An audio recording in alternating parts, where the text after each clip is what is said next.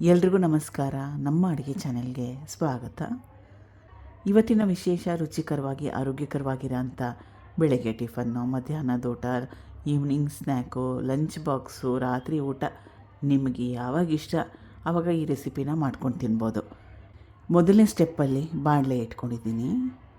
1-2 ಚಮಚದಷ್ಟು ಎಣ್ಣೆ ಕಾದ ಮೇಲೆ ಸಾಸಿವೆ ಸಣ್ಣ ಚಮಚದಲ್ಲಿ 1 ಚಮಚದಷ್ಟು ಸಾಸಿವೆ ಸಿಡಿದ ನಂತರ ಕಡಲೆಬೇಳೆ, ಉದ್ದಿನಬೇಳೆ.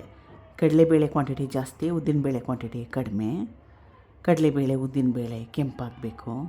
ಈಗ ಕಡಲೆಬೇಳೆ, ಉದ್ದಿನಬೇಳೆ ಕೆಂಪಾಗಿದೆ. ಹಸಿರು ಮೆಣಸಿನ್ಕಾಯಿ 1, ಕರಿಬೇವಿನ ಸೊಪ್ಪು. ಇದಕ್ಕೆ ನೀರನ್ನ ಸೇರಿಸ್ಕೊಳ್ತಾ ಇದ್ದೀನಿ 1 ಗ್ಲಾಸಷ್ಟು. ರುಚಿಗೆ ತಕ್ಕಷ್ಟು ಉಪ್ಪು. ತೆಂಗಿನ ತುರಿ, ಸಣ್ಣ ತೆಂಗಿನಕಾಯಲ್ಲಿ ಅರ್ಧ ಹೋಳಷ್ಟನ್ನ ಉಪಯೋಗ ಮಾಡಿದ್ದೀನಿ. ತೆಂಗಿನ ತುರಿ ಕ್ವಾಂಟಿಟಿ ಸ್ವಲ್ಪ ಜಾಸ್ತಿ ಹಾಕ್ಕೊಂಡ್ರೆ ಚೆನ್ನಾಗಿರುತ್ತೆ. ಕೊತ್ತಂಬರಿ ಸೊಪ್ಪು. ನೀರನ್ನ ಕುದಿಸ್ಕೋಬೇಕು. ಈಗ ನೀರು ಚೆನ್ನಾಗಿ ಕುದೀತಾ ಇದೆ. ರಾಗಿ ಹಿಟ್ಟು 3/4 ಗ್ಲಾಸಷ್ಟು, 1 ಗ್ಲಾಸಷ್ಟು ನೀರನ್ನ ಉಪಯೋಗ ಮಾಡಿದ್ದೀನಿ. ರಾಗಿ ಹಿಟ್ಟು ಹಾಕ್ಕೊಳ್ತಾನೆ ಚೆನ್ನಾಗಿ ಕಲಿಸ್ಕೊಂಬಿಡ್ಬೇಕು. ರಾಗಿ ಹಿಟ್ಟನ್ನ ಹಾಕ್ಕೊಂಡ್ಮೇಲೆ, ಅಂದರೆ ಕುದಿಯೋ ನೀರಿಗೆ ರಾಗಿ ಹಿಟ್ಟನ್ನ ಹಾಕ್ಕೊಂಡ್ಮೇಲೆ 1-2 ನಿಮಿಷ ಆದಮೇಲೆ ಗ್ಯಾಸ್ ಸ್ಟವ್ನ ಆಫ್ ಮಾಡ್ಕೊಂಬಿಡ್ಬೇಕು.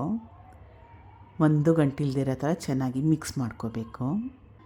ಎಲ್ಲ ಪದಾರ್ಥಗಳನ್ನ ಚೆನ್ನಾಗಿ ಹೊಂದ್ಕೊಳ್ಳೋ ಥರ ಮಿಕ್ಸ್ ಮಾಡ್ಕೊಂಡಿದ್ದೀನಿ. ಈಗ ತುಂಬಾ ಜಾಸ್ತಿ ಬಿಸಿ ಇದೆ, ಸ್ವಲ್ಪ ಮಟ್ಟಕ್ಕಷ್ಟೇ ಆದರೂ ತಣ್ಣಗಾಗಬೇಕು. ಈಗ ಉಕ್ಕರಿಸ್ಕೊಂಡಿರೋ ರಾಗಿ ಹಿಟ್ಟೆಲ್ಲ ಸ್ವಲ್ಪ ಮಟ್ಟಕ್ಕಷ್ಟು ತಣ್ಣಗಾಗಿದೆ. ಇದನ್ನು ಸುಮಾರು 1-2 ನಿಮಿಷ ಚೆನ್ನಾಗಿ ನಾದ್ಕೋಬೇಕು. ನಾದ್ಕೊಂಡ್ಮೇಲೆ ಈ ರೀತಿಯಾಗಿ ಸ್ವಲ್ಪ ಹಿಟ್ಟನ್ನ ತಗೊಂಡು ಶೇಪ್ ಮಾಡ್ಕೋಬೇಕು. ನಿಮ್ಗೆ ಯಾವ ಶೇಪಲ್ಲಿ ಬೇಕೋ, ಯಾವ ಆಕಾರದಲ್ಲಿ ಬೇಕೋ ಆ ಆಕಾರದಲ್ಲಿ ಮಾಡ್ಕೋಬೋದು. ಇದು ಮಂಗಳೂರು ರೆಸಿಪಿ, ಅಕ್ಕಿ ಪುಂಡಿ ಅಂತ ಮಾಡ್ತಾರಲ್ಲ, ಸೇಮ್ ರೆಸಿಪಿ. ನಾನು ಅಕ್ಕಿ ನುಚ್ಚಿಗೆ ಅಥವಾ ಇಡ್ಲಿ ರವೆಗೆ ಬದಲಾಗಿ ರಾಗಿ ಹಿಟ್ಟನ್ನು ಉಪಯೋಗ ಮಾಡಿದ್ದೀನಿ.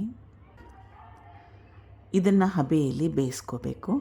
ಸುಮಾರು 15-20 ನಿಮಿಷ ಗ್ಯಾಸ್ ಸ್ಟವ್ನ ಮೀಡಿಯಮ್ ಫ್ಲೇಮ್ನಲ್ಲಿ ಇಟ್ಕೊಂಡು.